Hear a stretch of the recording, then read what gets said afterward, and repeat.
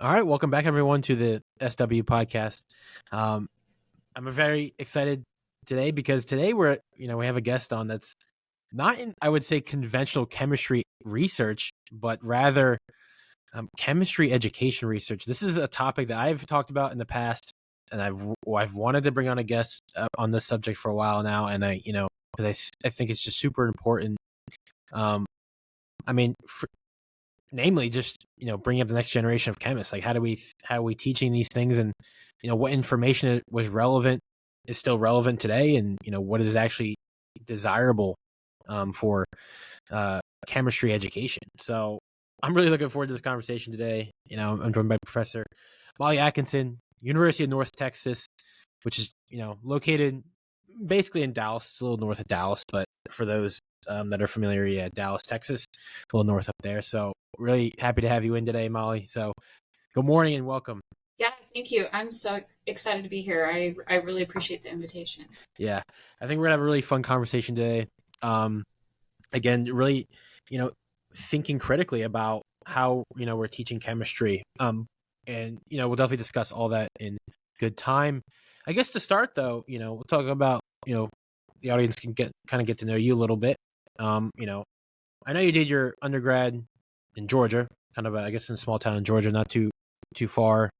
But you did that before going to University of Athens, where you really kind of started this career directory. But before we discuss that though, um, you know, hobbies, activities growing up, initial interest in STEM, anything like that. Tell us a little about yourself.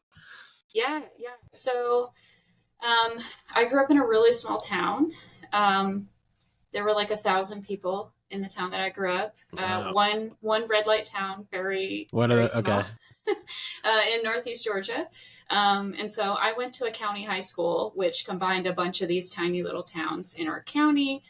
That's maybe a little foreign to the state of Texas or other states, right? But in Georgia, that's very, very common to go to a county high school in the more rural areas that are not places like Atlanta, for example. Right. Um, yeah, so I went to a really small, elementary school and middle school, and then went to this county high school. Um, and that's I think where my original interest in STEM and even chemistry developed was Hmm. in my early years. You previously have had Nick as a guest on this podcast, Love Nick. which was a great episode. If you haven't watched that, go. That was a great episode. Um, yeah, but he, talked about astronomy being this gateway to interest in science. I think that's definitely like a formative experience for me too, right? Thinking about space. And then once I got into my undergraduate degree, quickly realizing that like, holy cow, I can't hack the physics. I'm toast here. So It's legit. It's yeah. legit. But I think that early on in high school, I had a really great chemistry teacher, and when I was growing up, I think things may have shifted a little bit in the high school curriculum since I was in high school.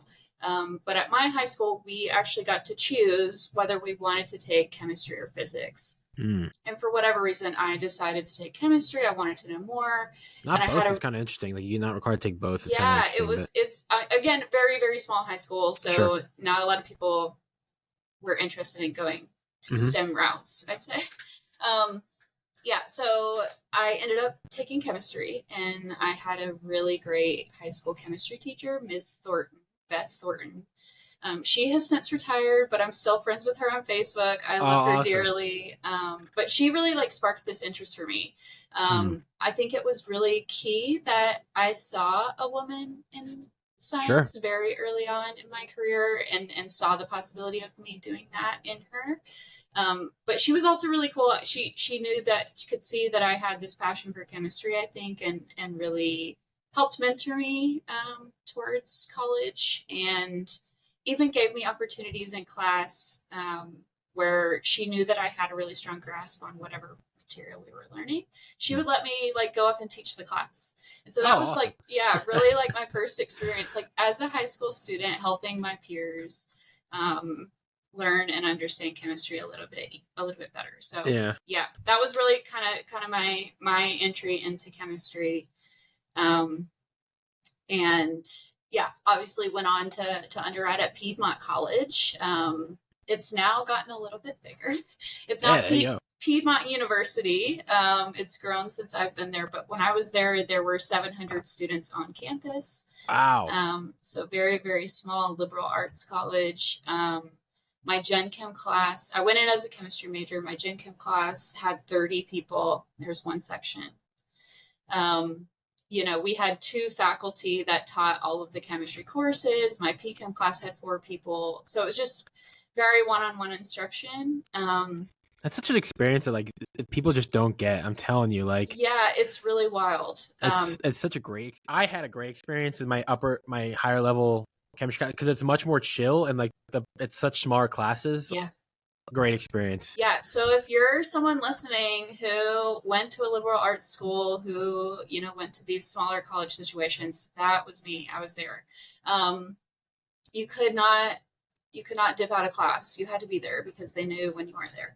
I went to this college too because growing up, as far as hobbies and things, I've always been really into sports. That's something that I think got me through a lot of hard times and taught me a lot of life lessons growing up. I played every sport I could. I still, I run a lot. I hike a lot. That has carried through with me for sure. But yeah, I played a lot of sports growing up. And so it was important to me that I wanted to continue that in my undergraduate degree if I could. And so I ran cross country at Piedmont College. Let me ask you this, because you went to, you grew up in a really small area and also, you stayed at a university that was, relatively small. What was kind of the perception of pursuing a STEM? I my perception of, because I come from a suburban, Philadelphia, where when you think about oil and gas and energy, pharmaceuticals, STEM is really pushed. But my perception, if you're kind of a small town, rural America, how is that perception different? You know what I mean? So how is that kind of looked? Yeah, it's definitely a different perspective, I think. There aren't many of us in my cohort, my graduating class from my high school. There aren't many of us who went on to pursue higher education. Most people stick around in small towns like that, right? They, so many of my friends still live in that county, which is fine, right? It's just a different perspective. I knew that I kind of wanted to get out and explore and do other things. But it's definitely not as pushed, right? It's much more common for people to stay and if they have a family farm, they inherit that farm. If they inherit their grandparents' house, and that is the norm where I grew up. And so it was definitely, I don't know. I don't want to say that people were negative about it, but it was definitely why are you doing that? Right. Why do you want to? Yeah. Yeah. It was kind of like that tone. Yeah. You know what I mean? I completely understand that. Yeah. The other thing is just, so you went in as an undergrad, or you went in as a chemistry major. Kind of declare that. Was there any reason for that? Listen, I get it at 18, you kind of just pick a major and go with it sometimes, but was there any kind of particular reason for that? Yeah, I really think it was that high school class experience. Wow. Okay. I really liked that. And I also felt that I was really good at it. So that's something to consider too. I don't know, people come in, they're like, I'm not good at chemistry. I was always very confident. And so that kind of clouds my perception of that. But then I think about the flip side, and I was dismal in every single history class I've ever taken, right? Yeah. So it's I think I just was able to find that niche very early on in high school, and I think I was very lucky to have that. What I will say is I did dual degrees while I was at Piedmont because I'm insane and I don't know. Why not? So I was a chemistry major coming in about I guess it was my second year, my sophomore year. Because of my liberal arts education, I ended up having to take a lot of different science courses in that chemistry degree. So I took a lot of biology, and I liked that too, and didn't realize how much I could merge the two together. Really, there wasn't a biochem major at my small college, so I just added the biology major on top of things, took a bunch of extra classes, and kind of went from there. So I think that. Yeah, I was pretty confident in the air. Obviously, I kind of switched tracks. I do very different things now, career-wise, but pretty confident that I wanted to be in chemistry. No, I completely understand those because I remember freshman year of college when, I was an undergrad. I was declared a chemical engineering major.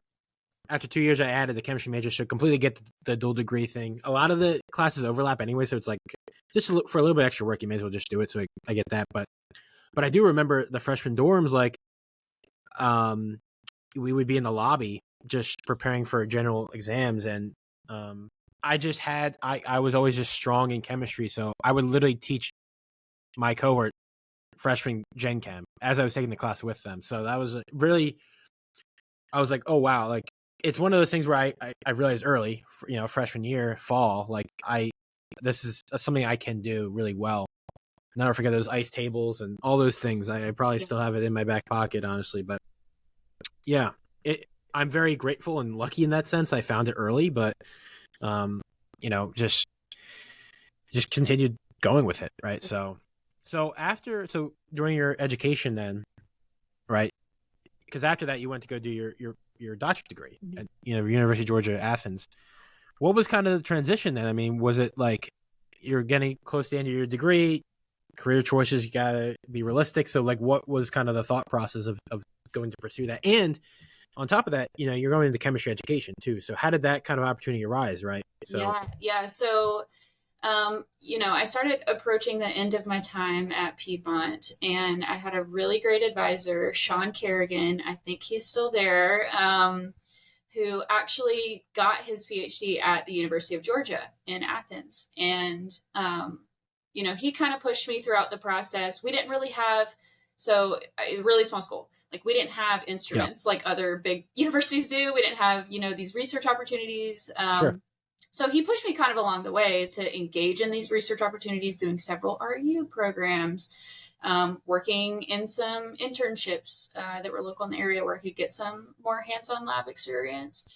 And from those experiences, I kind of realized like, hey, I don't really want to like stop and get a job right now. I think I want to mm, like continue down this research pathway where I'm like thinking about things in new ways. That seemed really fun to me. And so he helped me apply. Obviously, I ended up going to UGA where he got his degree from, which is funny. But I applied all across the board and got into mm, a lot of schools and had an opportunity to choose and ended up selecting UGA. I think part of that was really because, growing up in a small town, Piedmont College was like 2 hours from, hour and a half from my house. UGA was pretty close to my family, right? All of my family lived in Georgia, and so I think I was nervous initially to leave. yeah, So I picked UGA. It kind of aligned with my research interests, anyways. I fell in love along the way with inorganic chemistry. That's really my area of expertise mm, going in. And so there's a really great opportunity for bioinorganic research at the University of Georgia. With a couple different faculty members there, and so I knew that it was a good opportunity for me to be in that place, and so I joined UGA. Um, Very overwhelmed as a first year graduate student, going from a college with 700 students where everyone and everyone's business, to now like a department of chemistry with like hundreds of grad students, and literally. yeah, just a very big shift, for sure. Was it overwhelming? Like, how was that experience? Like, how was that? I mean, I can't imagine, like, walking in that Yeah. first week, it's like, oh my God, there's Yeah. hundreds I of mean, even like, undergrads. yeah, even like thinking about like, I have to take a bus to get to play. Like, that was like so foreign to me because, Mm, we could walk across our campus in 10 minutes at undergrad. And so, very daunting, very like, how do I figure out what building I'm in? Yeah, I'm TAing for Gen Chem classes that are 300, 400 people. So it's, yeah, very overwhelming for sure. I developed some great friendships while I was there that helped me through a lot of those kind of initial times, but it was a bit of a shift. mm. And let me ask you this too. What, so did you only apply though to like chemistry education research programs? No, Okay. So, I didn't switch into chemistry education until I was in grad school. okay. So I went in like thinking I'm an inorganic chemist. I want to be working like in the bio inorganic sphere. Yep. And that was my initial interest. I had no idea that chem ed existed. And kind of my shift into chemistry education research is like really happenstance. I always tell people like I was in the right place at the right time, and that is really cool. I think it's changing a little bit. There's a lot more knowledge on our field of chemistry education now. Positions are popping up everywhere now for faculty, and yeah, I just feel like there's more knowledge. But at the time in 2012, when I started grad school, I had no idea that this field existed. And so I joined UGA, and I ended up working with Mike Johnson there. I did iron sulfur cluster chemistry for my first several years there. The whole 9 yards, was in a glove box for many hours a day. So you really were put to the test. I get it. Using all kinds of spectroscopic techniques. Yeah, it was fun, and I had a great experience in that lab. I'm very grateful for him as a mentor. He was very well funded, so which a lot of grad students would be very happy about. So he basically, I TA'd my first semester there. That was required for grad students, and he told me, after you're done TAing, you've joined my lab, you're an RA, you do research. And most grad students would be thrilled to hear this. But about year 2 or 3, I started to realize that like I was kind of missing those human interactions. And so I was like, am I supposed to be doing this? Like what? I feel like something is missing.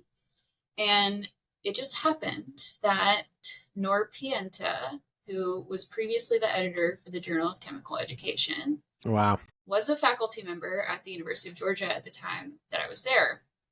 And he was kind of on the tail end of his career, but I cold emailed this man and I said, hey, I hear you do something called chemical education, and I don't know what that is. So I would just like to know more, like, I've looked into this journal. I know you're the editor of it. Like, can I just have a conversation with you about this? And wow, that's crazy. He did. As journal editor, this man dedicated 30 minutes of his very busy schedule to talk to me, who knew nothing. And from that conversation on, I was like, okay, you're sold. This is what I'm doing. This is what I'm doing. So truly, truly happenstance. I always tell people, like, yeah, be open to like stepping into things that you didn't know you were going to have that door open to you, because yeah, I mean, and literally just like a cold email too. Like I feel like a lot of students have that like anxiety, like just send an email. But honest to God, like the worst thing that can happen is they'll just not respond. Exactly, so it's like exactly. If something's like I want to say bothering you, but like if something just like you want to do something, just send an email. Like it really. Yeah. I find that most faculty members honestly are very kind if you just again, the worst thing is just not respond. So missing out, but that's really interesting. So how did that, I presume, your advisor then was about to switch. Like how does this move forward then? Like what was kind of the transition then? Yeah, I feel really lucky because sometimes there can be a lot of,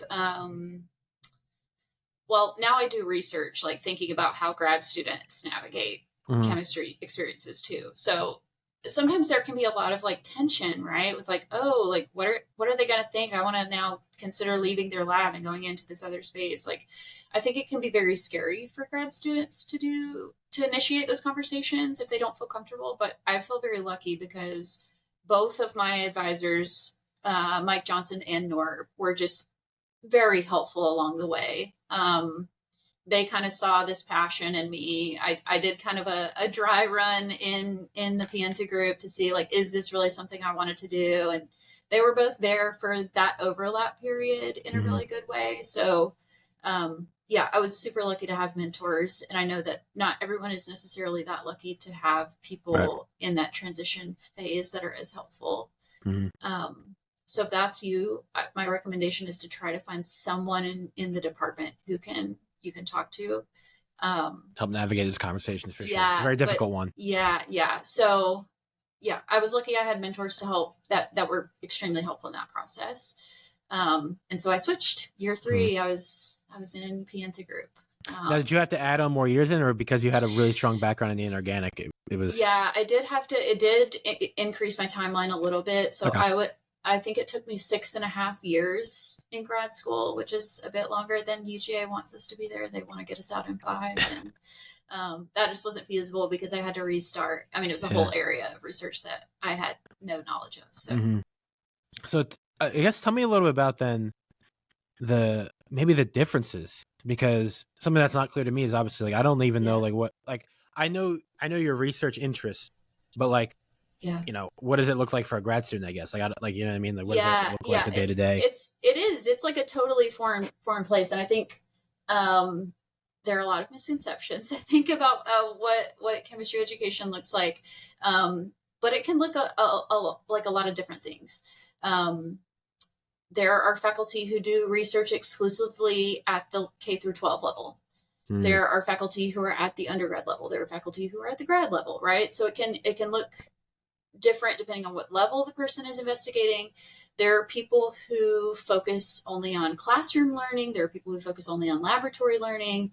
There are people who, so there are all these different areas, I think, of investigation. And I think sometimes people think chemistry education and like distill it down to, I mean, it is like the teaching and learning of chemistry, but there's so much nuance in that, right? So depending on who you are and who you're working for as a grad student, depends on what that flavor looks like. NORB was very focused on general chemistry, and ensuring success in that course, and like at the undergraduate level. At the undergraduate level. So that was like his area of research. So I have no experience at K through 12. That scares me a lot when I think about it. Really? I'm like, I don't know what's going on over there. I mean, chemistry at K through 12. Yeah. Okay. Yeah. So that seems pretty broad too, but okay. Yeah, very broad. So that's the thing. It's like, depending on who you're working for, it depends kind of what level you're studying, and then again, they all use different methods, take different perspectives.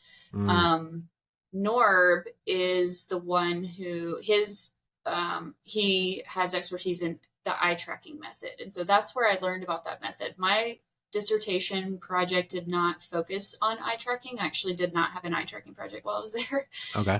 But I was introduced to the method, and obviously I carry that now into my current research. Using and we'll definitely return to that. So we'll put a pin in that. But so I guess you want to. So what was your, I guess, project then, as you kind of threw your time there? So my dissertation work was really focused on. So UGA, like many other schools, had a disgustingly high DFW rate, drop, fail, withdraw rate in general chemistry, like for over 40%. Like it was bad.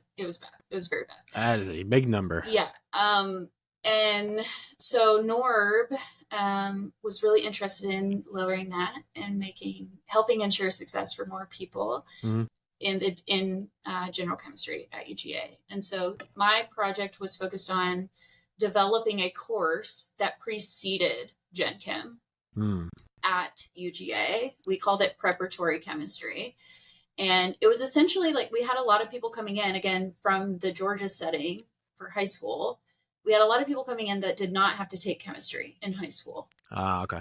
And so a lot of them coming into that Gen Chem 1 course for the first time, it was just overwhelming. Right? There's so much that we teach in Gen Chem, and it's very fast. So my work was really focused on developing this course, materials for this course, but also active learning strategies to promote success later on when they enter the Gen Chem course.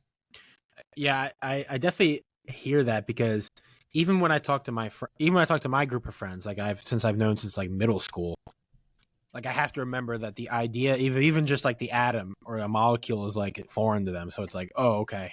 Like, so I kind of get that. Like, I can't imagine like not taking a chemistry course and just not even knowing the nomenclature, right? So how do you even deal with? It's a language, right? Like it's chemistry literally is a language. So Oh man.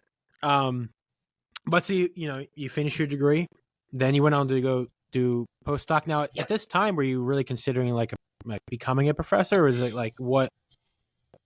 Yeah. By the way, chemistry research, chemistry education research could career wise, is it, are there other paths other than academia? I mean, please tell me. Yeah, there are definitely other pathways. I think so this field is changing really rapidly for those who are not familiar. There's a really iconic report. It's called the DBER report, Discipline-Based Education Research, DBER. The last report they published was in 2012.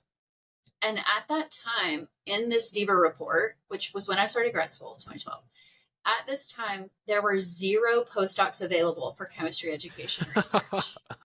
0. That is crazy. So now, in the year 2012, that's crazy. I feel like now 2024, it's very common. There are multiple postdocs open right now. In fact, for chemistry education, it's a very common thing. So, has just changed really rapidly in the last decade.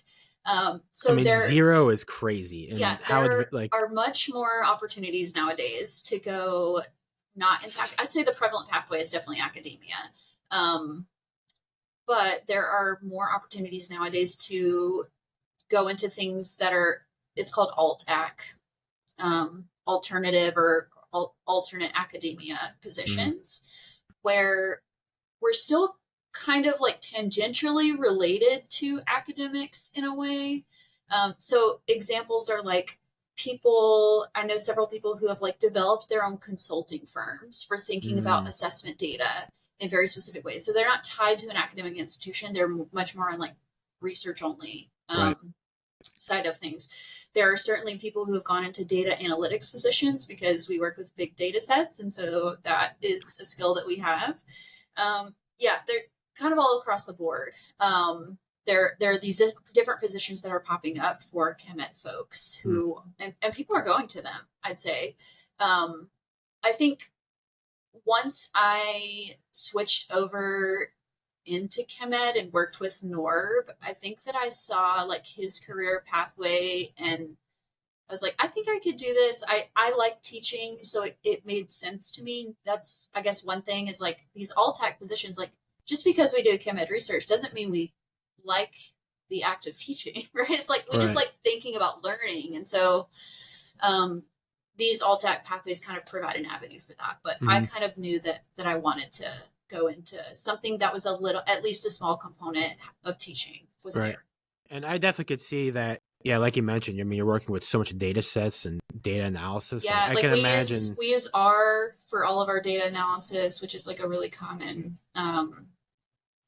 programming language. So, I can imagine that'd be really desirable for any position that that needs to do data processing, data and analysis, and to have that abstractual thinking about chemistry research and how that might apply in other fields. I assume is a big crossover and a really desirable trait, probably. So that's really interesting. Okay, so you do your postdoc at Miami University, but not in Miami, Florida. I always tell people that. I'm Miami University, but not the one in Florida. It was in Ohio, unfortunately. The better Miami. The good old Ohio. Yeah, the snowy one. Yeah. So how was your research experience there, and what did you work on as a postdoctoral researcher? Yeah, so at Miami, so obviously I was again very lucky to have worked with Norb. He quickly connected me when he found out that my postdoc advisor Stacy Lowry Brett, also very well known in the field of chemistry education research, really they're in that group of the people who established this as a field. There's a lot of those people out there, but I was lucky to work with 2 of those people. And so he kind of connected me as I was getting closer to the end of my degree and said, hey, Stacy's got this postdoc position available. You should apply.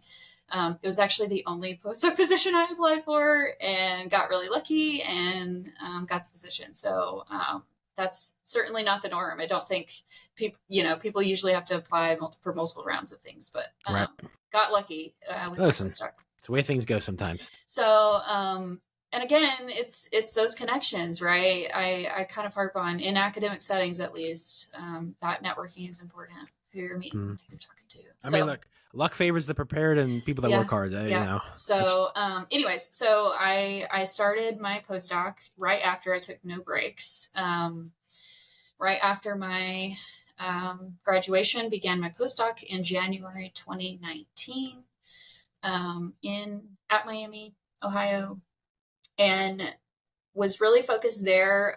Stacy has a lot of experience with these things called concept inventories in the assessment instrument world, where there are these instruments that we have to think about.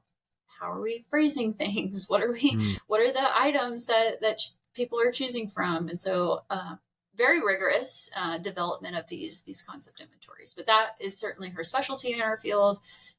Something that she's really well known for. And so I was working on developing a concept inventory related to how students understand reaction coordinate diagrams. Okay. And so I came in to some qualitative data, some interview data, and then used that qualitative data, analyzed the interview transcripts, and developed an assessment instrument, a concept inventory from that data. So, was there any like kind of takeaways about how students, like what was kind of the maybe some takeaways, I guess, from that? So we developed that. It's called the Reaction Coordinate Diagram Inventory, RCDI, because we love our acronyms. Let's go.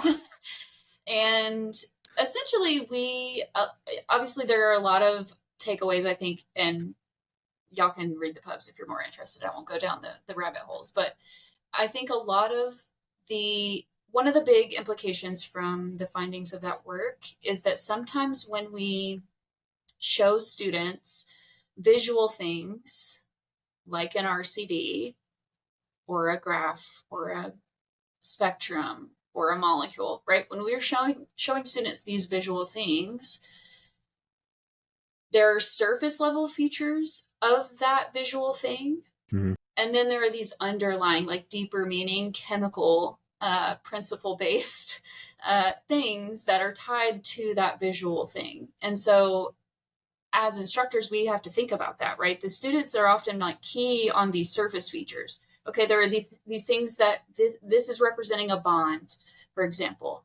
But us as chemists, like we're thinking about these underlying chemical principles that govern why that bond exists, for example. So students don't always make those connections immediately between the surface level features and those underlying deeper meanings. And so as instructors, we have to think really critically about that. And that was definitely some of the work that came out of the development of the RCDI. So for example, we, in that instrument, and this item is in the paper, in that development paper, in that instrument, we asked a question. We drew a very specific RCD that no one would ever possibly draw, where we made one of the peaks, right? It was a 2-peak diagram. And we made one of the peaks really wide, and then we made the other one really, really narrow. And obviously across the bottom, the axis is labeled reaction progress. And so to us as chemists, that width means literally nothing, right? Like that's unitless. This is just the overall progress of how that reaction is proceeding. But to a student, they assume, because they've seen other graphs with time as that axis, they assume that means time. And so that this width is going to take longer to get through for that reaction. And so things like that, right? Where an instructor is not telling them that this means time, right? But they're attaching their own meaning to that surface level feature. That is crazy. I never thought about that. Okay, that's really cool. Yeah, students tell us really cool things. That's one of I think the rewards of being in this research area is like, we've been trained as chemists, and so we have this deeper meaning of being an expert as a chemist. And sometimes students tell us these wild things that we just never would have even thought that they would be thinking those things.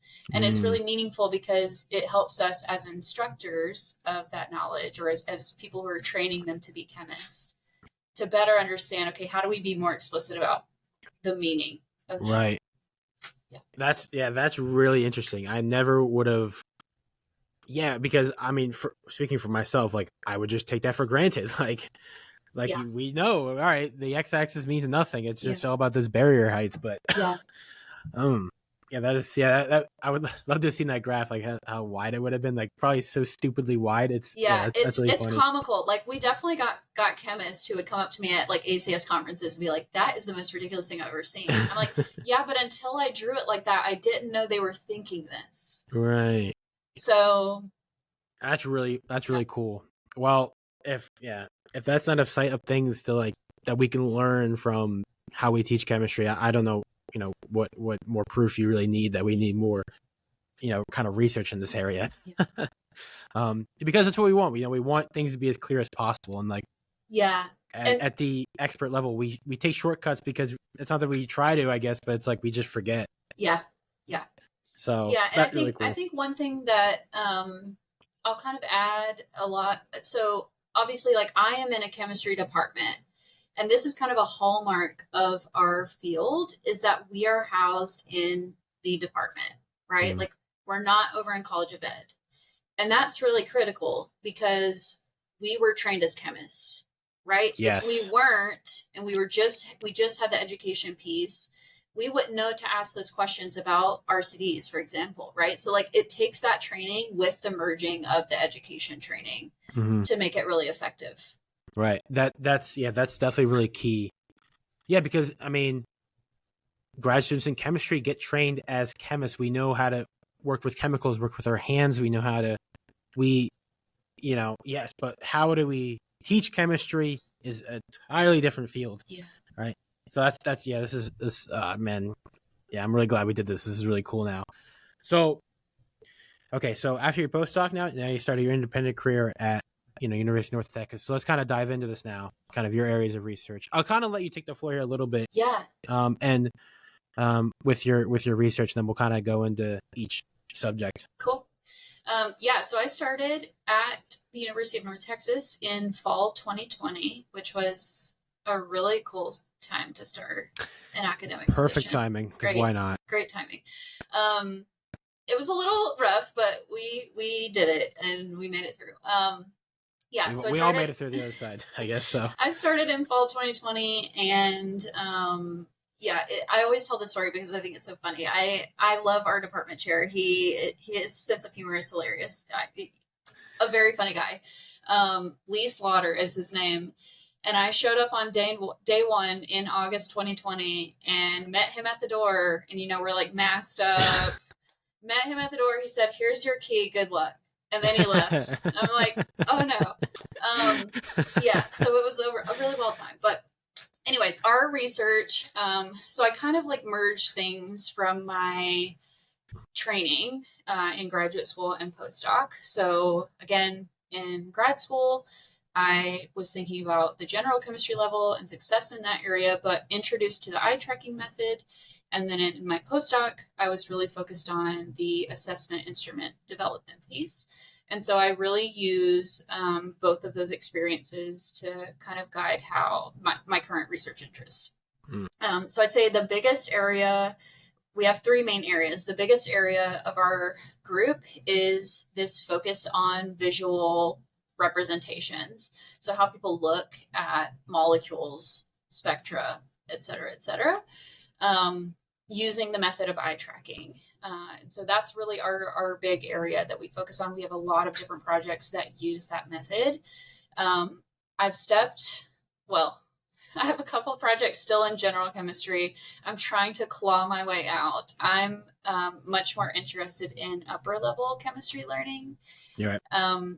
which has been historically understudied in chem ed. Again, it's a new field, so I think people are slowly stepping towards upper level. But historically, there's a lot in Gen Chem, there's a lot in OChem in our literature base. And so I kind of want to add some pieces. Okay, these are these chemistry majors, the people who go on to do chemistry things. How are they visually looking at these things that we're showing them? And so that's really kind of the main area of our group. But I also do research in the assessment instrument world. I haven't developed another concept inventory since my postdoc, but I do focus a lot on these like affective assessment instruments. So not necessarily like concept focused, but more feelings focused or experience focused for developing assessment instruments. So, Okay. For example, one of the instruments we've developed is the attitudes towards organic chemistry instrument. So it's focused on, what are these students' attitudes that they hold towards this subject. So that's just one example of the many assessment instruments that we have in the works currently. And then I have a third area of research that I feel like I stumbled into, but it has been really fun to go on that journey. It's not something I anticipated being an area that I carried through. But we have this Pathways Towards Chemistry Education set of projects in our group as well. Yeah. And so we really think about how people are entering chemistry and where they're going. And so a lot of our projects focus on, like, we're funded through the Sloan Foundation on one of our projects looking at how community college students transfer into four-year institutions for chemistry and STEM degrees. We have a lot of projects that are focused on graduate education and how people are navigating experiences as chemistry graduate students. So that's our kind of third area. That third area is much more qualitative, including a lot of interviews and sitting and talking with people. All right, so let's go ahead and we'll dissect into each one of these subjects then. So I guess starting with your first one, so understanding chemistry representation, and returning now to the kind of eye track movement, because I literally have no idea what you're talking about. So let's kind of dive into this a little bit. Maybe your more recent projects, like what are you trying to learn? Who's the focused audience, and all those kind of things. Yeah, so we call these things representations, right?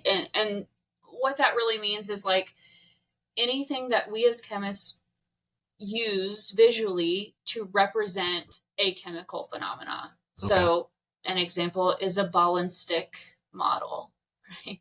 Like, this represents this molecule. And so that eye tracking piece really focuses on these visual representations and how people are looking at things. Eye tracking is a really cool method.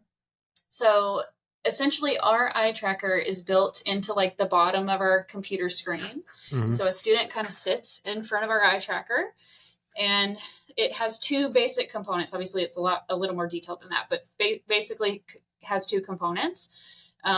One is a camera and the other is a near infrared light. And so it casts near infrared light on the student's eyes. Our corneas are really reflective. And so we can trace, using the camera, where that corneal reflection is in compared to how the distance that they're sitting from the screen, to determine exactly what they're looking at, how long they're looking at that thing, and the order in which they look at something. Wow, okay. So it's very big data, very quantitative in nature. Our eye tracker takes 1,200 images per second, and we interview students for 60 minutes. So it's like millions of data points. Right. Very quantitative. We use R for all of our data analysis because of that, but it's essentially like location data of where on the screen a student is looking over time. Okay. And are there certain, like, maybe like your more recent publications or something like that? Like, what are you trying to learn from this then? Like, what are you using this tool for? We hopefully have some coming out soon. I have one that's it's in revision, so it's on its first round, and I'm hoping we can get that through soon. And then my senior grad student has some papers coming out too, hopefully very, very soon. Okay. But I guess I could kind of paint the picture with his project. So his project is focused on, his name is David Hamilton. And his project is focused on in the analytical chemistry sphere at the undergraduate level. So for his eye tracking project, we showed students IR spectra and asked them to analyze that data and think about what they can interpret from those spectra. And yeah, we have a lot of interesting findings that are obviously going to be dropping in the literature very soon with Look his forward to work. it then. But we see students coming with a lot of different perspectives in their problem solving strategies when they look at spectral data specifically. So I guess kind of the goal ultimately is for us to think about like, are there particular steps visually that we can measure with an eye tracking device that help us understand like, okay, you're going down a problem solving pathway that is maybe not as productive for this problem. And that way we can kind of visually cue them, hey, look here, focus your attention here, because if you look here, that's going to help you get on a better track for the order that you're solving this problem in. This would be like the ultimate goal. Yeah. I guess. Yeah. Okay. So we're obviously still like in a very preliminary, like collecting the data foundationally. How are people looking at these things? Sure. But we're hoping to use that data to really think about how can we productively guide students visually when they're thinking about these problems. Like any problem too, I can imagine. Yeah, like any problem. Obviously, like not beyond just the type. IR spectrum, right? Yeah, This is what would be useful. So okay. I won't give too many details on some of his findings, just because he's working very hard to write. I get it. But I get it. You know, I think that one thing that we're seeing is that it's really fascinating because in his project we actually interviewed undergrads and grad students, and we don't see a whole lot of differences visually in how they're unpacking that data. But one thing that we did find was like sometimes they just decide to like totally not look at something. That is like key for them to look at in the task, which is fascinating to me. Yeah, like whole peaks that they'll just ignore in a very critical portion of this IR spectrum. So that has been really interesting to like probe. Whenever we collect so we have the quantitative data, obviously, the location data from the eye tracking. But we also so we ask them interview questions after each task, because it's one thing to like know, okay, this person looked at this thing and then this thing, but like why? Right? Like, what does that mean? We can't get at their reasoning in their brains until they tell us. So we ask them questions that give us more qualitative data. And so we analyze that data in order to help us understand what the number quantitative data means. Now, I know, and trust me, I understand that you're in this kind of preliminary data collection phase, but when I was kind of reading through a few of your papers, at the very end, you always have like a limitation. So what I'm curious about is like, maybe like your sense of like the information that you're getting from these students, like what's kind of your opinion on like the limitations of any of these studies? Yeah. So I think eye tracking, just like anything else, is a method that has limitations, right? Like we choose to use this method, and because of that, there are certain answers that we're not going to get. We do try to couple it with the interview data to try to make more sense of some of this stuff to help minimize that. But at the end of the day, right, like eye tracking is a method that collects quantitative data about humans, and humans are they think interesting thoughts, right? We know that students think these interesting things that we don't understand necessarily. And so there's always kind of an inherent limitation of considering that, right? We're not able to, like, there's no true control situation, right? Like, this is a human, this is a person that we're sitting down and talking to. We can't just like run into the lab and have two vials in a glove box and like compare, right? Like that's not how human brains work. So it's human psychology is probably we definitely pull in like a lot of ed psych into our field. So yeah, that's certainly, I don't know that it's a limitation. It's just something that we have to consider.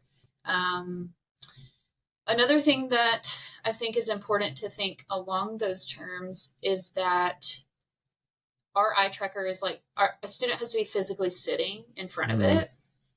And so, are people gonna look at something in the same way if they're at home studying on their own or in the library or whatever, versus like in our research setting where they know that they're being monitored. So we have to consider that too. Yeah.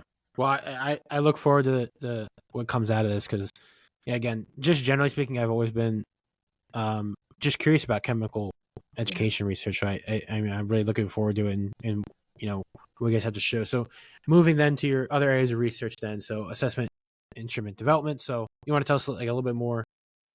This is how people kind of feel, right? Yeah, so there are like cognitive or content-based assessment instruments. The concept inventory is like a very good example of that.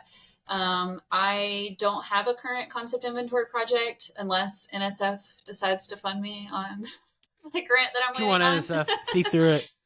See through. Yeah, but currently all of our assessment instruments that we're working on right now are affective or very feelings experience based. Mm-hmm. Yeah, so right now we have a couple of projects that I feel comfortable talking about because people know about the assessment instrument. The first one that maybe people who are listening got our emails. I hope so. I think I signed up for it. Great. I'm just saying, I got an email. I think I did. Yeah, so we currently have an assessment instrument that was actually previously developed in the physics education world by Charles Henderson and his postdoc Diana. Oh, maybe she's a grad student. I can't remember. Diana she's the first author on that paper. But it's an instrument from the physics education world, and we thought, let's think about using this in chemistry and modifying that instrument in subtle ways to gauge what we want in chemistry, to figure out how grad students are experiencing their programs of study. Mm-hmm. And then we also modified it to have a faculty version. So if you got emails from us, there's a grad student version of the survey or the instrument and a faculty version. And so we really want to gauge, like, are people on the same plane? Like, are grad students talking about their experiences in different ways that faculty are perceiving those experiences? And if there is that disconnect, then we need to think about that, what that means. Yes, we do. Yeah. So, that instrument, hopefully, we've collected a lot of data. We have a bit more data collection to go. That's one of my grad students, Christina Castillo, is the one working on that project. And we have about, 400 to 500 responses for each survey, but we want to up the number. We need closer to 1,000. So if you haven't responded to us and you're listening, take it. Get on it. Come on now. In fact, I don't know. Can we just put the survey? Can we link that to this? Yeah, we can certainly link it. We'll link it to the video description here. Yeah, make sure you fill that out, please.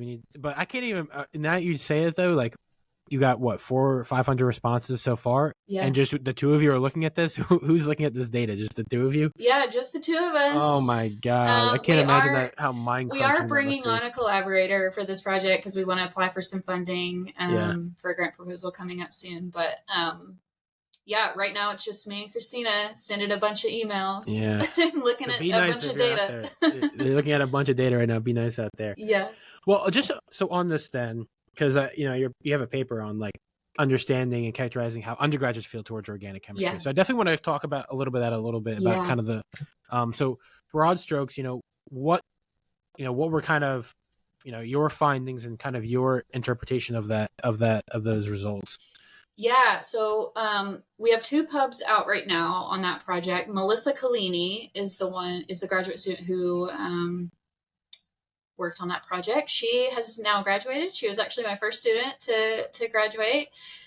She finished her postdoc and now she is starting a faculty position. So that is really exciting for her. But we have one hanging paper that we're hopefully going to push through to round out her 3 pubs. But a lot of that was very interesting to me. I am not an organic chemist, but Melissa is. And so this was something she was very passionate about. Anecdotally, right? Like as soon as somebody says organic chemistry, majority of people are like, "Ooh, that's scary." Like this is very intimidating. That was the hardest class I took. And so there's this issue of like, and this is kind of one of the findings that came from this work is we sat down and we collected data on this with this instrument, right? It wasn't just this anecdotal experiential stuff that people talk about. We sat down and we recorded it.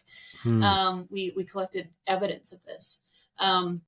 Is that OCHEM really seems to have a PR problem, right? Like, and students are key to that. I think that they know that exists. There's like that meme that floated around for years that was like, help, find a book that can help me sleep. And it was like organic chemistry. So I just think it's like really prevalent for whatever reason that OCHEM is this scary thing. And that came forward in our data, that the reputation of organic chemistry being this intimidating, scary, difficult course plays into the attitudes that students have when they sit in that class. And, there's a really good researcher. Her name is Dr. Rebecca Gibbons, ChemEd, came out of the Raker group, I believe, at USF in Florida. But she always says, and I quote, "Learning is an emotional experience." And so if we're not thinking about those emotions, like they play a role, right? Like think about anything that you have a negative attitude towards, even if it's not chemistry. You have a negative attitude towards working out. Golly, I really don't want to go on this run. Like it's really hot out. Or like you're going into that thing with a negative attitude. And so you're not going to get as much out of that thing when you have to sit there and engage with it. So the same thing happens in learning. So I think that we have to think about how this perception of organic is propagated to our students, because they come in and they're scared. Right. And so how do we get around that reputation piece? Now, this is just my opinion on this. I have no scientific backing of this. Let me make that clear for the audience. My impression is that, it's organic chemistry is the first time people have to actually think kind of abstractly. I would say, at least in a STEM setting, because most students can kind of get by with, well, just, I don't know. Well, not, you're just kind of memorizing, let's say. Yeah. And organic chemistry is the first time that you'll have to actually abstractly think. I also think a part of that bad PR is perhaps, I would say, again, my opinion, probably but from the doctor community, like medical doctors that like really struggle with organic chemistry, and because becoming a doctor is a desirable career, at least at a young age, you get the bad PR from, organic chemistry is really hard. I don't know how you feel about that. Again, that was just kind of this is just my impression of it. I don't have any backing for this, but yeah, it's definitely one of those things, right? When you're in any kind of setting and you talk about chemistry or organic chemistry specifically, it is this knee-jerk reaction, I think, for people to be like, oof, that was tough. Because I do think it's like this first time where it's more about the application of knowledge and the intense like problem solving, right? Like, yes. Organic is a puzzle, right? And there are a lot of pieces to that puzzle and a lot of foundations that maybe were not as strongly developed in general chemistry, right? That are now coming back to haunt people's lives. Yeah, it's a scary place, I think. And so one of the things we thought about out of this work is like, how do we ensure that, we know that there are certain students that are coming in with this perception of this bad reputation of organic chemistry. How do we reroute that into a more productive attitude so that they can get things from this course? And something that I have really had a good time thinking towards, and I think Melissa is actually considering using this now in her own teaching, which is so fun, is having students come in. Like, they don't listen to us, but like having students who are successful in the course come in and say, hey, I know you've heard this stuff about organic. I'm here to tell you that I lived and survived, and I'm here to tell the tale that it's not scary, and we just have to think about, like, this is a puzzle that we want to solve together. And so I think that that's, one of many ways that we can think about how to reroute this. Another one is definitely, and I feel like I am still guilty of this. I'll catch myself sometimes. I'm like, no, I study this. I should not have said that. But even as instructors, right? Like, I can't tell you how many times I'm teaching Gen Chem and I'm like, oh, we're going to go through this, but this is going to become really important when you get to OChem. Like, good luck for those of you who have to take it. And so, like, that, just me that saying language. that language is a negative perception that I'm now instilling in these students before they even arrive. And I think sometimes it's not that we mean to do that, right? It's not intentional, but that's the way that the students perceive that. Yeah. Yeah, this is really interesting, and I think how could we make organic chemistry better PR? So I think I'm really looking forward to it. One thing that we did find that I think was a little more encouraging, because obviously that's a little sad and scary for us to think about instruction wise. But one thing that we did find in that study was that these attitudes can change. Mm-hmm. Okay, so we have evidence that students start OChem, and then by the time they finish OChem 2, their attitude has shifted in the positive direction. So we know that we have, and that's without there was no intervention in that thing. It was just longitudinally, as they progressed through the course, their attitude changed. And there are multiple examples of that. That's not just one student or a handful of students, right? So I think that gives us a little bit of encouragement that this is malleable. This is not something that they come in thinking and they're doomed to hate OChem for the rest of their life, right? It can change, and we have to think about how to facilitate that change for the most number of students, I think. Yeah. Well, I look forward to changing people's minds on this, because I think it's a great subject. Yeah. So, but in your last area of yours, I don't know if you have any any data that you're able to share with us, but talking about pathways to chemistry, I think this is extremely interesting. Because I never, I didn't go to community college, but thinking about the community college pathway. Yeah. So, but also more broadly, how do people get into chemistry? So I don't know if you have anything anecdotally you can say or about that research, but obviously that's definitely a newer area of investigation for us. But I think some interesting things coming from that community college project specifically are that there are a lot of barriers for those students specifically entering chemistry. There are things related to credit transfer. It's a problem, and schools have developed these models or pathways to help lessen the time sink, but occasionally you'll have a student who goes to a community college for 2 years, takes Gen Chem 1, Gen Chem 2, but isn't able to take OChem because for whatever reason that isn't offered at their community college. But they've now been there 2 years. So when they transfer and enter at the 4-year, they essentially start as a sophomore if they're a chemistry major, right? Or even a biology major, right? Because they're now in their 3rd year, but they haven't taken OChem. And so they're having to reroute this thing. Credit hours are hugely impacted if students are having to retake things that don't transfer successfully to a bigger institution.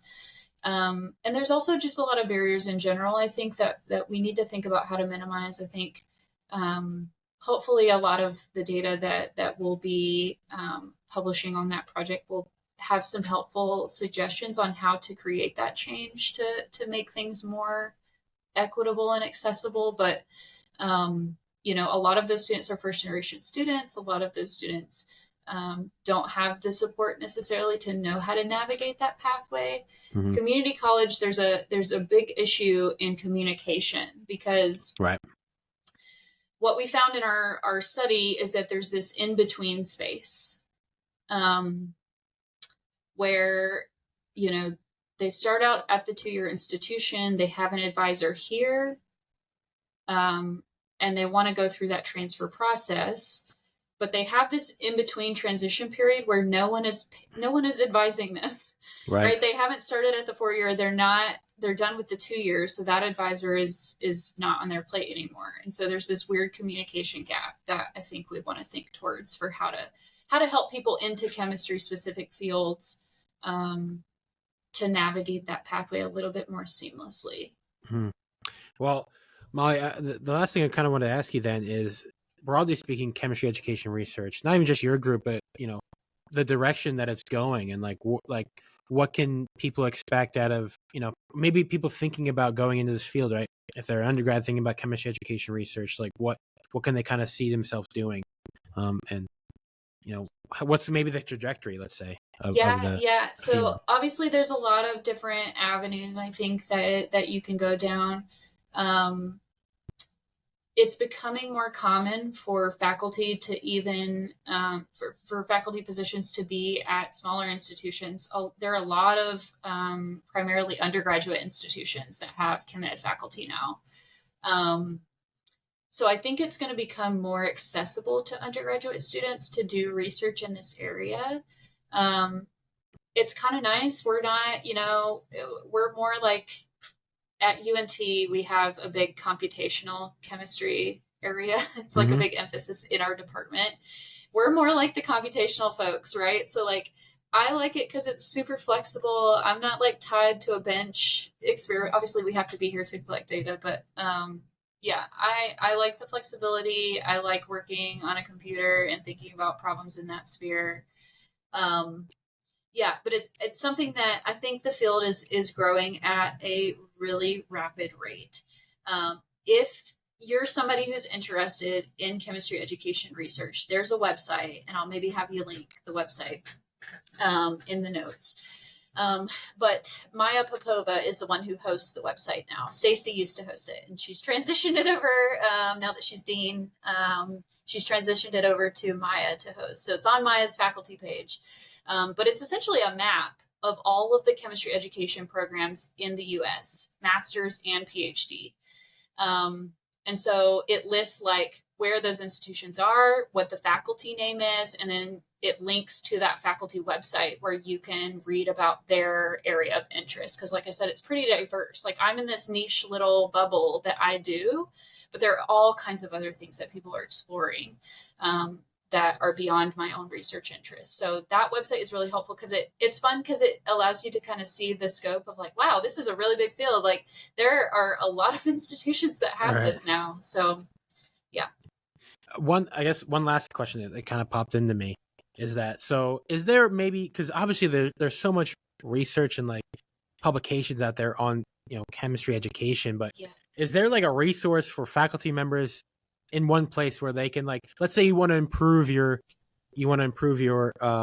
your teaching skills, or maybe an undergrad wants to improve their teaching skills, teaching other people, like is there a resource that they can go to help them do that, that Yeah. summary that's like centralized, or because people don't want to read every single publication to enhance their Yeah, you of know course. So what I recommend is think about, so we have two main journals, I'd say, in our field, and that maybe helps narrow things down a little. Obviously, the one is the Journal of Chemical Education, which is the ACS affiliated journal.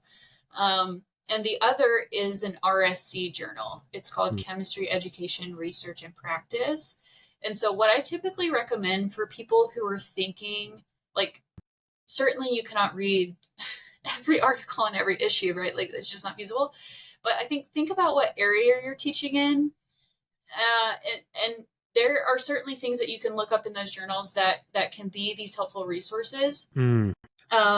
So, for example, if you're teaching in the general chemistry laboratory, I would certainly look towards teaching in that area in those journals. And what I recommend for those journals, like, if you are not somebody who's not in this field, you do not have to read every single thing and understand the methods that are in there.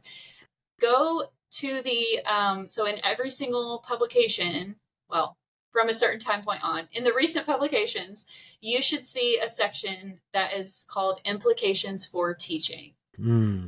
And that section in those research papers, right? Read the abstract, figure out what kind of they did, and then go to that implication section and be like, this is what these results mean for teaching specifically. Ah. And so that section is going to be like the most critical, I think, for people who are instructors, practitioners, teaching assistants, whatever the case may be, who want to think about their teaching strategies in classrooms. Like those are the Very helpful helpful. sections. That's helpful. I'm glad they included that section. Yeah. Now, I think that's something that like we as a field want to get better at. We kind of historically have been kind of in our own little research bubble doing research things. And it's like, well, eventually we have to make sure that the practitioners understand seeing that the results of this research. So there's a big push in the field to be more collaborative about that. Right. Yeah. So I look forward to it, of all this research. So Molly, thank you so much for coming on the podcast. It was awesome having you on today. Like I said, generally speaking, I just cannot wait to see where this field goes. Because as you mentioned, 10 years ago, there was no postdocs. So it's just like, it seems like it's on the right track for so much data analysis. And at the end of the day, we can become better at teaching chemistry. And by happenstance, that will make better chemists. So, I'm really looking forward to it. So thank you so much. Yeah, I appreciate you having me. Yeah. And so with that, thank you for another episode. And, we'll see you on the next one.